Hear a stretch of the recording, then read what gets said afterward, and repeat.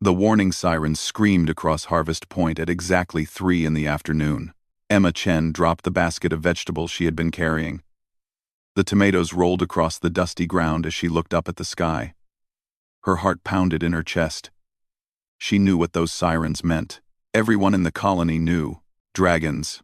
For 3 generations, the Draconis had been humanity's nightmare.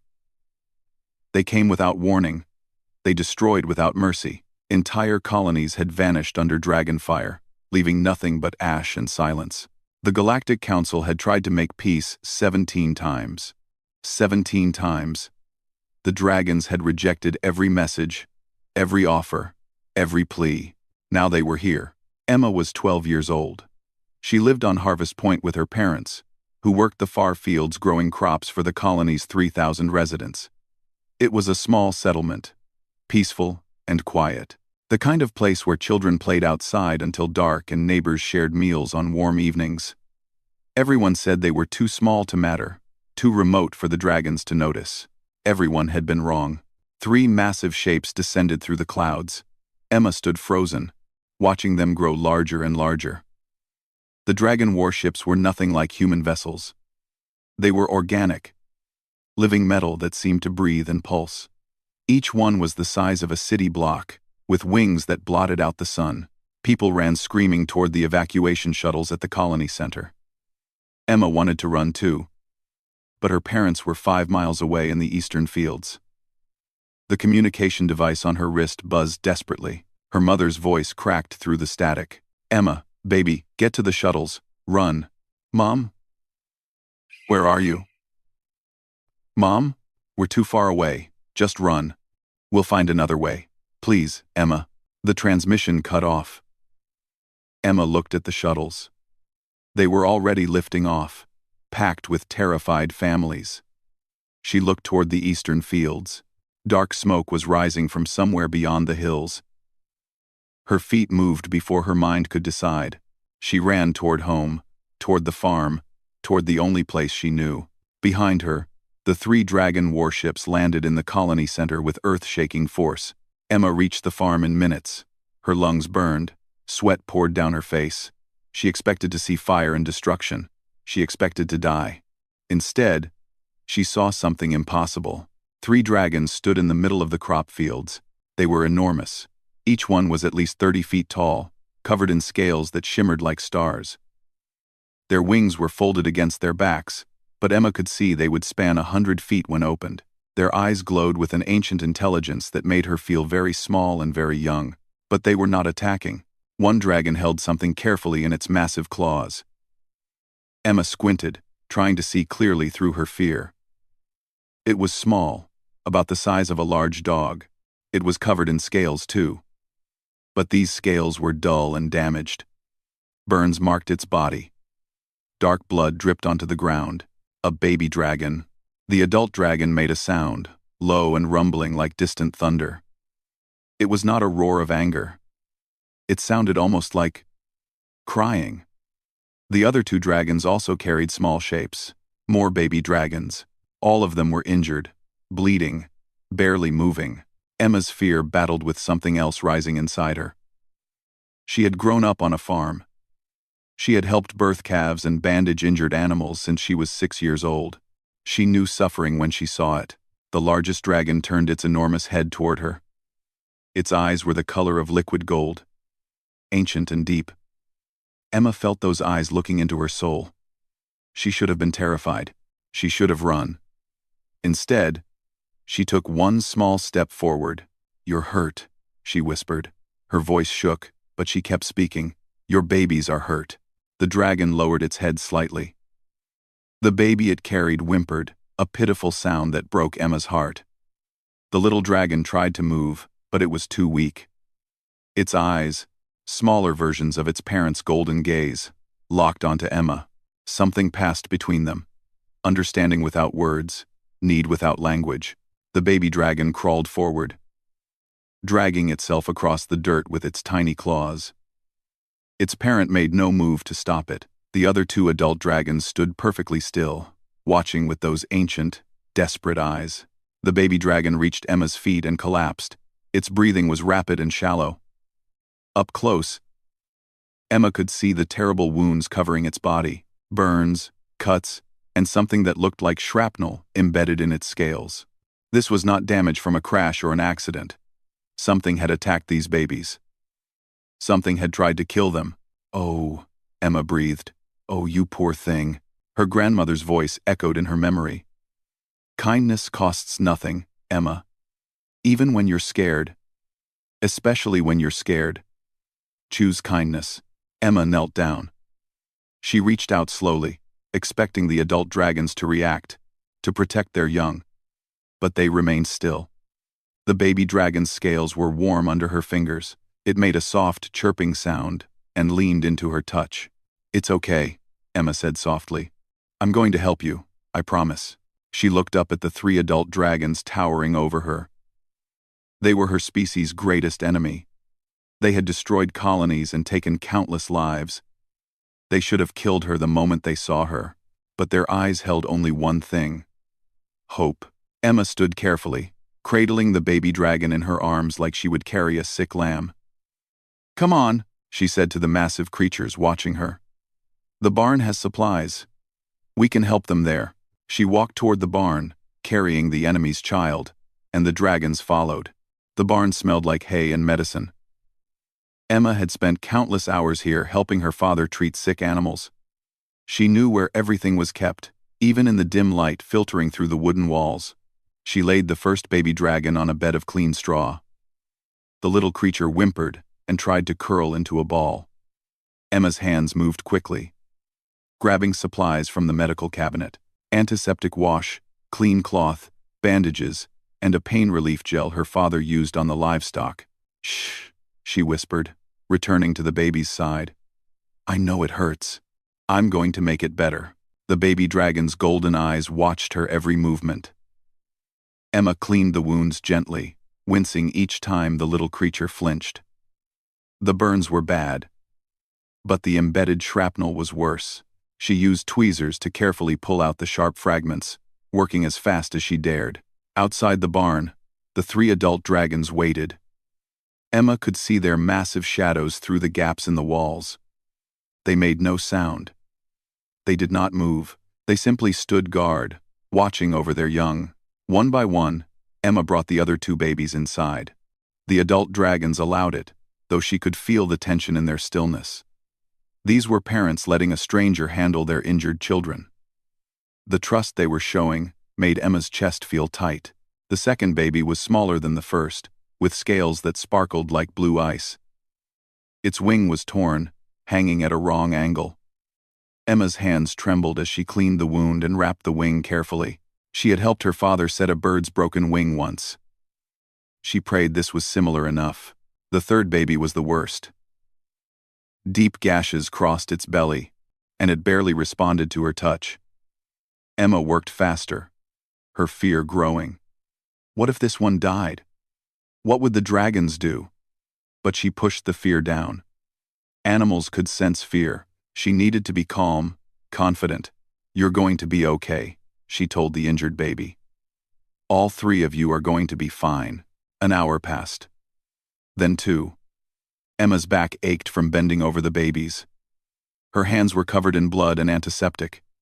But the wounds were clean, bandaged, and treated. The babies breathed easier now. The smallest one, the blue-scaled baby, chirped softly and nuzzled against Emma's hand. She smiled despite her exhaustion. "There you go. That's better, isn't it?" The barn was warm from the afternoon heat. The baby dragons, cleaned and bandaged, began to move closer to Emma. She sat down in the straw, and they crawled toward her like puppies seeking comfort. The first baby curled against her side. The blue one rested its head on her lap. The third, the most injured one, pressed against her back. Emma felt their warmth. They were hot to the touch, almost feverish. But, as minutes passed, something changed. Their body temperature began to drop. The babies started shivering. "Oh no," Emma whispered. She grabbed horse blankets from the shelf and wrapped them around the babies. But they continued shaking, pressing closer to her. She remembered learning about reptiles in school. Cold-blooded creatures needed external heat. These babies were hurt, in shock, and losing their body heat. Emma made a decision. She lay down in the straw and pulled the babies close, letting them absorb her warmth. She wrapped her arms around them and began to hum a lullaby her grandmother used to sing. The shivering stopped. The babies relaxed against her. Within minutes, all three were breathing deeply, peacefully. Their tiny chests rose and fell in rhythm with Emma's humming. She did not know when she fell asleep. Exhaustion simply claimed her. Emma woke to voices shouting her name. She opened her eyes to find her father's face inches from hers, pale with terror and relief. Emma, thank God! Behind her father stood her mother, the colony security chief, and Dr. Lin, the settlement's xenobiologist. All of them stared at the scene before them with expressions of complete shock. Emma lay in the straw, 3 dragon babies sleeping peacefully against her. The babies' heads rested on her chest, her arms, her stomach. They looked completely content, utterly safe. Outside the barn, visible through the open door, 3 adult dragons stood like statues. Don't move suddenly, Dr. Lin whispered.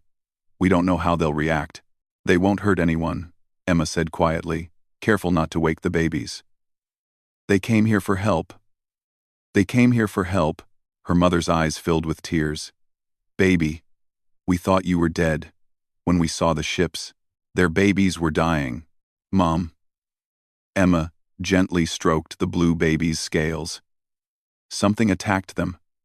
They needed help. The security chief, a large man named Marcus, kept his hand on his weapon. Emma, those things out there have destroyed colonies, killed thousands of our people. But they didn't hurt me, Emma said. Look at them. They're just standing there. They could have attacked hours ago. Dr. Lin stepped closer, her scientific curiosity overcoming her fear. She pulled out a scanning device and ran it over the baby dragons. Her eyes widened as she read the results. Incredible, she breathed. Their stress levels are almost 0. Their healing rates have increased significantly. She scanned Emma next. And you? You're emitting a biorhythmic frequency. It's calming them. What does that mean? Emma's father asked. Dr. Lin looked at the adult dragons outside, then back at Emma. Humans produce a unique electromagnetic signature from our hearts. It appears to have a sedative effect on Draconis neural systems. Emma's proximity is literally healing these babies faster than they could heal on their own. The blue baby stirred and opened its eyes. It saw all the strange humans and made a frightened sound. Immediately, the adult dragons outside tensed. Emma felt their attention focus like a physical weight. It's okay, Emma said quickly, stroking the baby's head. These are friends. They won't hurt you. The baby relaxed at her voice. The adult dragons settled back into their watchful stillness. Marcus lowered his weapon slowly. I don't believe this, he muttered. Emma's mother knelt beside her daughter. Sweetheart, what have you done? Emma looked at the sleeping babies, then at the ancient dragons guarding them. She thought about all the death and fear between their species. She thought about her grandmother's words about kindness. Maybe, she said softly, I started something new. Outside, more vehicles approached. News of the dragons had spread. Soon, everyone would know about the impossible scene in this small barn on Harvest Point. The galaxy was about to change forever. Within 12 hours, every human colony knew about Harvest Point. Within 24 hours, the Galactic Council had called an emergency session. Within 48 hours, the entire galaxy watched footage of a 12-year-old human girl sleeping peacefully with 3 dragon babies curled against her. Emma woke on the 3rd morning to find her farm surrounded by soldiers, scientists, reporters, and diplomats. Military ships filled the sky. The colony that once held 3,000 people now hosted 30,000 visitors, all wanting to see the miracle with their own eyes. The dragon babies had grown stronger. Their wounds were healing remarkably fast. They followed Emma everywhere now, chirping and playing like oversized puppies. The blue one, which Emma had named Frost, refused to let her out of sight. The largest one, Storm, stood guard whenever she slept. The smallest, Star, curled in her lap whenever she sat down. The 3 adult dragons remained outside, patient and watchful. They accepted food and water but refused to leave. Dr. Lin had identified them through their scale patterns. The largest was female, a dragon matriarch named Scales Like Starlight. The others were her clan members. On the 4th day, everything changed again. More dragon ships appeared in orbit. Not 3 this time. 20. The human military went to high alert. Weapons systems activated. Evacuation plans were drafted. But Admiral Voss, the fleet commander, hesitated. The dragons made no aggressive moves. They simply sent a message in broken, translated human language. We wish to speak. We wish to understand. We wish for peace. The Galactic Council authorized immediate negotiations. Earth's best diplomats rushed to Harvest Point. But when the dragon delegation landed, they refused to speak to anyone except Emma. This is insane, Admiral Voss said, pacing in the command center. We can't have a child leading diplomatic talks with our greatest enemy. They trust her, Dr. Lin argued. She's the only bridge we have. Emma's parents stood together, holding hands. Her mother's face was tight with worry. She's 12 years old. This is too much responsibility. I can do it, Emma said quietly from the doorway. 3 baby dragons walked behind her, their claws clicking on the metal floor. They'll listen to me. Her father knelt down to her level. Emma, these decisions could affect billions of people. Trillions. The entire future of humanity. I know, Dad. Emma met his eyes steadily. But right now, I'm the only one they'll talk to. If I don't try, the fighting might never stop. The first official meeting took place in an open field, under the sky, where both species could see each other clearly. Scales Like Starlight stood on one side. Emma stood on the other, with Storm, Frost, and Star beside her. Between them sat dozens of diplomats, translators, and security personnel, all looking deeply uncomfortable. Scales Like Starlight spoke. Her voice was deep and resonant, like an earthquake-given sound. The translation device converted her words into human language. Small human child. You saved my daughter. You saved my clan's future. We are in your debt. Emma swallowed her nervousness. I just helped. Anyone would have done the same. No, Scales Like Starlight's eyes glowed with sad wisdom. We have learned that is not true. We have asked for help from many species. All refused. All feared us. All saw only our claws and our fire. You saw our pain. Another dragon stepped forward. We must tell you our truth. We must tell you why we came to your worlds. The story that emerged was heartbreaking. The Draconis homeworld had been destroyed 200 years ago by a species called the Kreslith. The Kreslith were conquerors who left nothing alive behind them. They hunted the dragons across the galaxy, finding every world where they tried to rebuild, destroying every colony, taking every egg. We have been running for 2 centuries, Scales Like Starlight explained. Every world we settle, the Kreslith find us. Our children die. Our elders die. We survive only by moving, fighting, never stopping. But why did you attack human colonies? Emma asked gently. The dragon's head lowered in what might have been shame. We were desperate. We needed to know if humans would be allies or enemies. We tested your defenses. We watched how you fought. We looked for weakness, for mercy, for any sign that you were different from the Kreslith. You killed people, Emma said. Her voice was sad but firm. Thousands of people died. Yes. Scales Like Starlight did not make excuses. And thousands of our young died in those same battles. Fear creates fear. Violence creates violence. We did not know how to ask for help. We only knew how to survive. Dr. Lin stood up, her scientific mind working rapidly. The attacks on human colonies made you more aggressive. Our research showed your stress hormones increased after every battle. End quote. On human resent, yes, another dragon confirmed. Fighting your kind hurt us in ways we did not understand. Made us angrier. Made us more afraid. We could not stop. Until I helped the babies, Emma said, understanding dawning.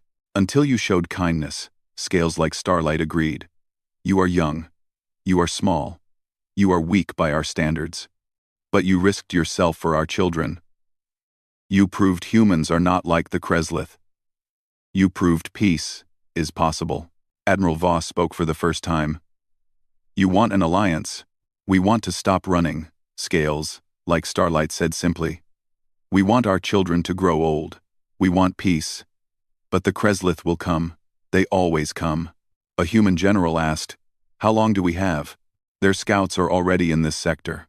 They followed us here. They will attack your worlds just as they attack ours. Perhaps months.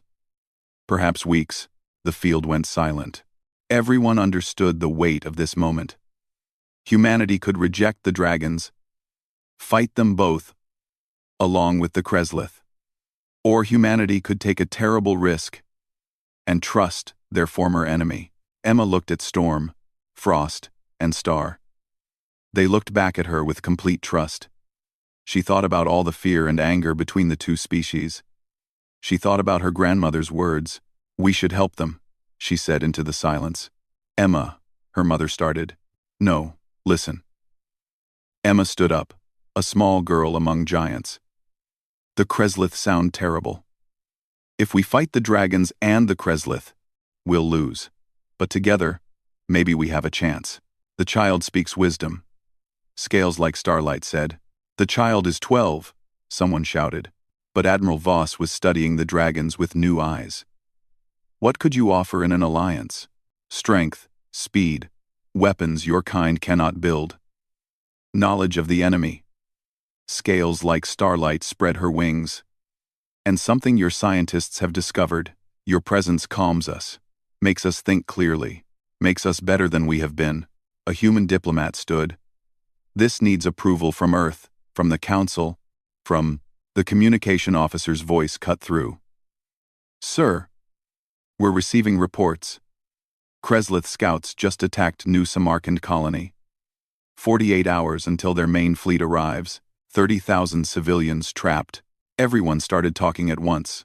Arguing, shouting, debating. Emma walked forward until she stood directly before Scales like Starlight. Will you help save them? The dragon lowered her massive head until she was eye level with the small human. Will your people accept our help? I don't know, Emma said honestly. But I'm going to ask them to try. The military command center erupted in chaos. Absolutely not. General Hammond slammed his fist on the table. We are not sending a child into a war zone with dragons. New Samarkand has 30,000 people, Admiral Voss said quietly. 8,000 are children. We cannot evacuate them in time. Emma stood in the corner with her parents. Storm pressed against her side.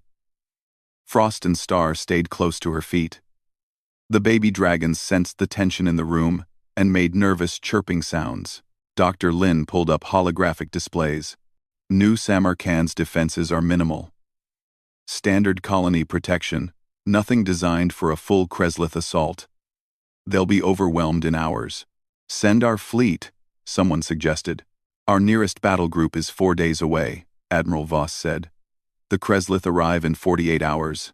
Scales like Starlight's voice rumbled through the translation speakers. She stood outside the command center, too large to fit inside. My warriors can reach New Samarkand in 1 day. We can fight. We can protect. And we're supposed to just trust you? General Hammond demanded. Trust that you won't turn on us the moment we're vulnerable? Emma stepped forward. Yes. Everyone turned to look at her. We have to trust them, Emma continued, her voice stronger than she felt. Just like they're trusting us. If we don't work together, everyone at New Samarkand dies. The Kreslith won't stop there. They'll keep coming. Her mother grabbed her hand. Emma, you can't go. It's too dangerous. The dragons won't cooperate fully without me, Dr. Lin said reluctantly. Our research shows Emma's presence increases their focus and reduces their aggression by 40%. In battle conditions, That could mean the difference between victory and defeat. Emma's father looked like he might be sick. "She's our daughter. She's 12 years old." "I know, sir," Admiral Voss said gently. "But she might also be the only chance 30,000 people have." "I see." The room fell silent. Emma felt Storm's warm scales against her leg. She looked up at her parents and saw the fear in their eyes. She was afraid too, but she thought about all those families on New Samarkand, waiting for help that might not come. "I have to go," Emma said softly. "You know I do." Her mother knelt down and pulled Emma into a fierce hug. "Then we're coming with you." "No," Emma said. "Someone needs to stay here and make sure everyone keeps working together. I'll be safe with the dragons." Emma said. Scales, like Starlight's voice, came through the speakers again. "The small human speaks truth. I pledge on my clan's honor she will be protected as my own hatchling." 12 hours later, Emma stood on the launch pad of a dragon transport ship. It was unlike any human vessel she had ever seen. The ship was alive, its walls pulsing gently like breathing skin. The floor was warm beneath her feet. 20 dragon warriors prepared for battle around her. Each one was massive, powerful, and terrifying. But when they looked at Emma and the 3 babies following her, their fierce eyes softened. Storm, Frost, and Star had grown in just a few days. They were now the size of ponies, stronger and faster. They refused to leave Emma's side. A human military liaison, Commander Chen, no relation, boarded the ship with a team of engineers and tactical specialists. "We're coming too," she said. "If this is going to work, we need coordination." The journey to New Samarkand took 18 hours of faster-than-light travel. Emma spent the time with Dr. Lin and Commander Chen, learning everything she could about the Kreslith. "They're insectoid, Dr. Lin explained, showing her images. "Hive-minded, extremely aggressive. They don't communicate, don't negotiate. They consume resources and move on." "How do we fight them?" Emma asked. "Hit fast, hit hard. Don't let them establish positions," Commander Chen said. "The dragons have raw power. We have precision and technology. Together, we might have enough." When they arrived at New Samarkand, Emma saw a colony gripped by panic. People crowded the streets, children cried. The local defense force looked overwhelmed and terrified. Then they saw the dragon ships landing. The panic turned to terror. People screamed and ran. "The dragons are attacking!" Someone yelled. "We're being invaded." Emma stepped off the transport ship with Storm, Frost, and Star. Behind her, Scales like Starlight, and her warriors waited. The colony's defense commander, a woman named Captain Rodriguez, raised her weapon with shaking hands. "Stay back!" Rodriguez shouted. "We won't let you destroy this colony. We're here to help," Emma called out. Her voice sounded so small against the noise and fear. "Help? Dragons don't help. Dragons destroy." Emma walked forward slowly, the 3 baby dragons at her side. Storm positioned himself protectively in front of her. "Please listen. There's something worse coming. The Kreslith will be here in 24 hours. The dragons came to fight with us, not against us."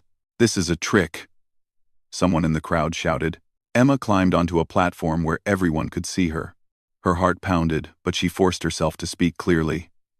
"I know you're scared. I was scared too when I first saw the dragons.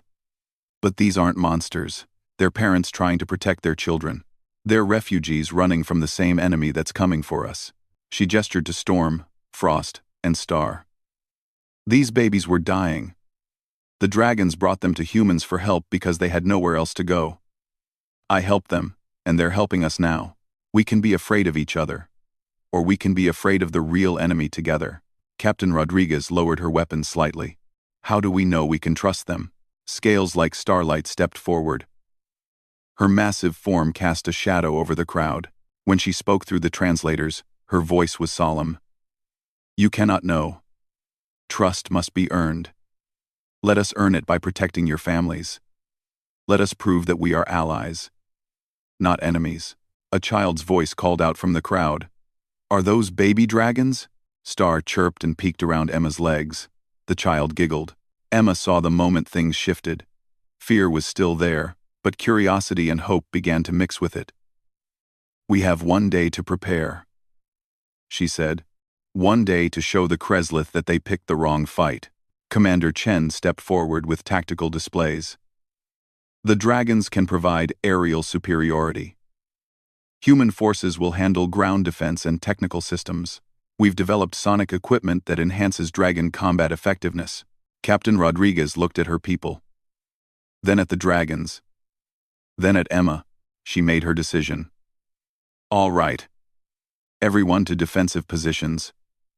We work together, or we die together. Let's make sure we live together instead. The next 24 hours were intense. Human engineers worked alongside dragon warriors. Defense grids were established. Evacuation shelters were prepared for civilians. Emma moved between both groups, a small bridge between two species learning to trust each other. Storm, Frost, and Star helped in their own way. When human children were frightened, the baby dragons let them pet their scales. When dragon warriors grew tense, Emma's presence calmed them. As dawn broke on the second day, the Kreslith fleet appeared on the scanners. Emma stood on the command platform, Storm beside her, and watched the sky. Beside her, scales like starlight spread her wings. They come, the dragon matriarch said. Then we fight, Emma replied. The battle for New Samarkand was about to begin. Emma had never seen anything so terrifying.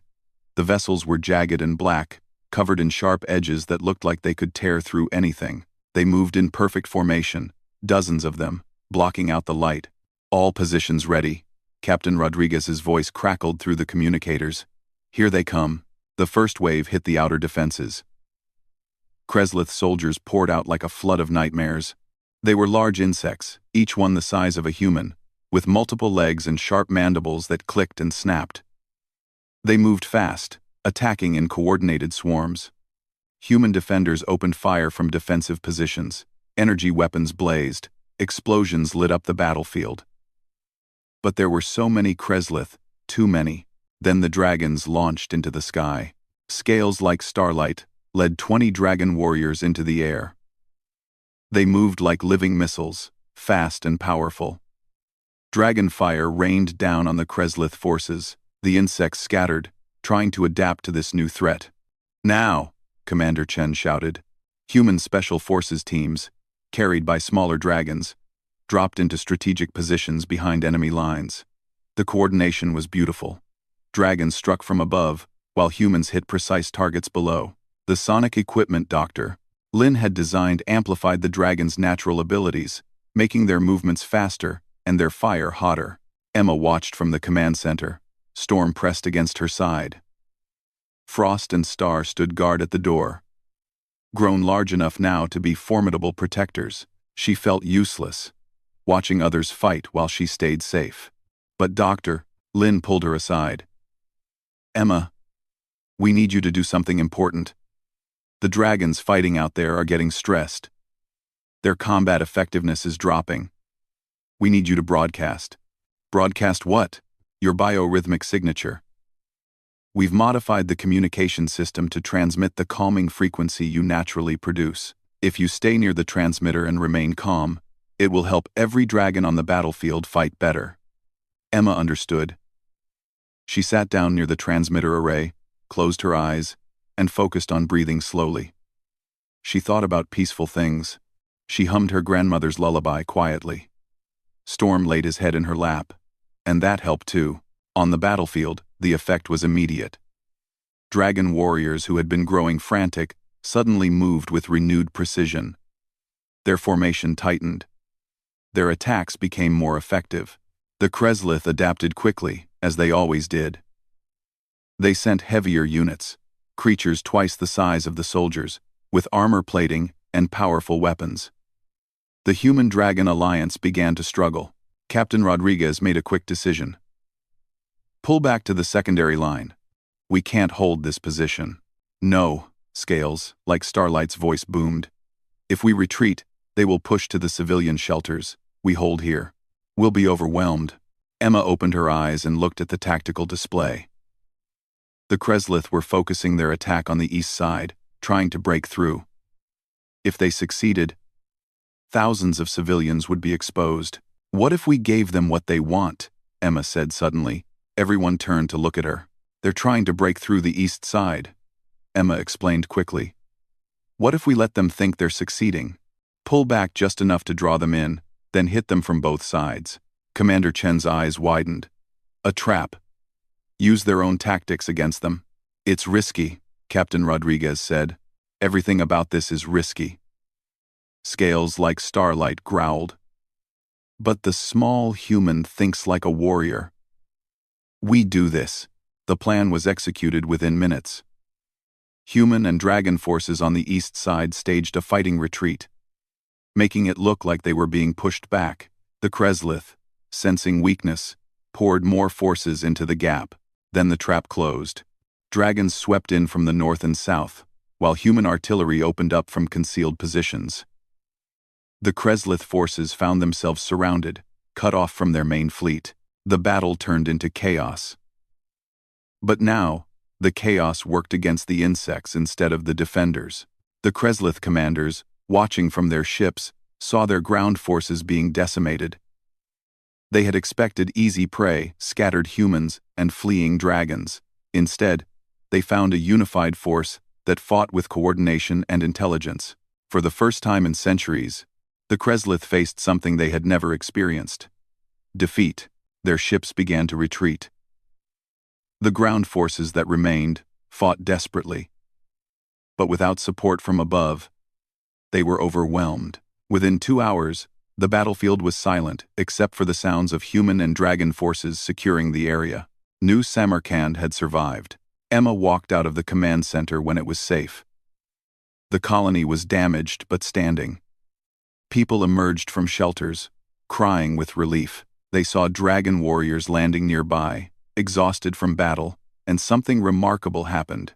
A human child ran up to one of the dragons and hugged its leg. "Thank you for saving us," the child said. The dragon warrior looked down at the small human, then gently touched the child's head with one claw. "You are welcome, small one." More people came forward, tentatively at first, then with growing confidence. They brought water and food for the dragons. They thanked them. They asked their names. Scales like Starlight landed beside Emma, Storm, Frost, and Star. The great dragon matriarch was wounded, burns across her wings, but her eyes shone with something Emma had never seen before: hope. "We won," Scales like Starlight said softly. "We won together," Emma corrected. News of the victory spread across the galaxy within hours. The impossible had happened. Humans and dragons, species that had been enemies for generations, had fought side by side and defeated the Kreslith. The Galactic Council formally recognized the Human-Dragon Alliance 2 weeks later. Captain Rodriguez and Scales like Starlight stood together at the signing ceremony, representing both species. Emma returned to Harvest Point, but everything had changed. The barn where she had first helped the baby dragons was now a memorial site. Construction had begun on the Human Draconis Cooperation Academy, where young members of both species would learn together. Storm, Frost, and Star were now adolescent dragons, large and strong but still gentle with Emma. They had become symbols of the new alliance, proof that ancient enemies could become family. On a warm afternoon 3 months after the battle, Emma sat on the porch of her family's farmhouse. Her parents were inside, hosting a delegation of human and dragon educators planning the academy's curriculum. Storm lay beside her, his scales gleaming in the sunlight. Frost and Star played in the fields with human children and young dragons who had come to visit. Their laughter and chirps mixed together in a sound that would have been impossible just months ago. A shadow passed overhead. Emma looked up to see mixed patrols, human ships and dragon flights keeping watch together. The Kreslith had retreated but still existed somewhere in the galaxy. The threat wasn't gone, but neither species faced it alone anymore. Scales like Starlight landed gracefully nearby. The great dragon had officially adopted Emma into her clan, an honor that made Emma both proud and embarrassed. "Small daughter," The dragon greeted her warmly. "Hello, Starlight," Emma replied, using the shortened name the dragon had given her permission to use. "I have news. The council wishes you to speak at the opening of the academy. They say you should tell your story." Quote, Emma smiled. "It's not just my story. It's everyone's story now." "Yes," Starlight agreed. "The story of how fear became trust, how enemies became allies, how one small act of kindness changed everything." Emma looked out at the children playing together, human and dragon, without fear or hatred. She thought about that first terrifying day when 3 desperate dragons had landed in her fields. She had been so afraid. But she had chosen kindness anyway. "Grandma was right," Emma said softly. "Kindness really does cost nothing, but it can change the whole world." Storm rumbled in agreement, and somewhere in the distance, the future was being built, one friendship, one alliance, one shared tomorrow at a time. The war wasn't over. The challenges weren't solved. But for the first time in generations, both humans and dragons could look at the stars and see hope instead of fear. And it had all started with a 12-year-old girl who chose to help 3 wounded babies instead of running away. The galaxy would never be the same. The end.